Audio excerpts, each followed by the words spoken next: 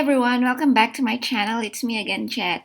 This quick tutorial is perfect for those starting with InDesign. If you don't know where to start when you open InDesign, you've come to the right channel. And if you're new to my channel, welcome, and be sure to subscribe and hit that notification bell so that you can be notified every time I post one of these educational videos. Okay, with that out of the way, let's get started.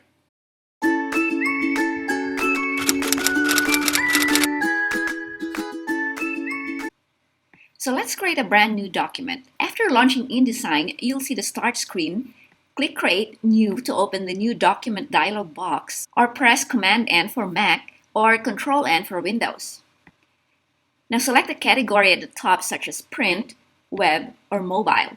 These general categories start you off on the right foot by setting up parameters for your projects like the best color mode and units. Consider your project before choosing a category. For example, choose Print if you're designing a business card, poster, or booklet.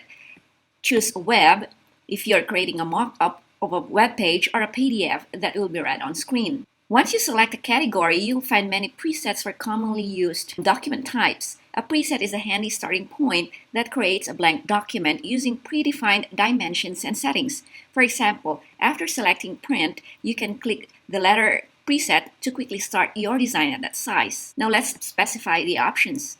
Whether or not you start with a preset, you can customize your document in many ways. By typing exact dimensions, changing the measurement units, changing page orientations, and much more. Don't worry about getting it right at this stage. You can edit all the settings after the document is created. So you can specify the number of pages here and select facing pages to create a double page spread layout used in magazines and books. Indicate the number of columns over here, and the space between columns, or what we call the column gutter.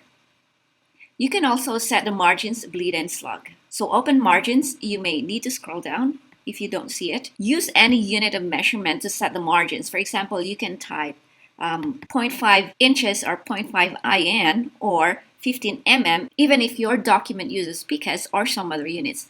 Set all margins the same, or click the chain icon over here to set different values for the top, bottom, inside, and outside margins.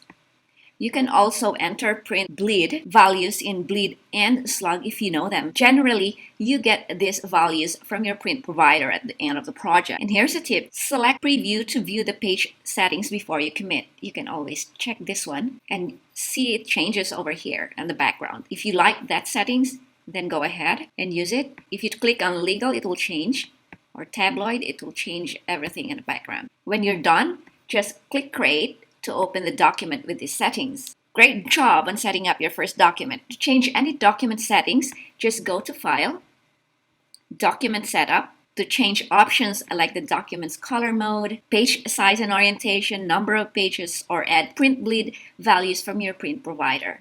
I have loads of short tutorials that you can check out anytime. Links are in the description.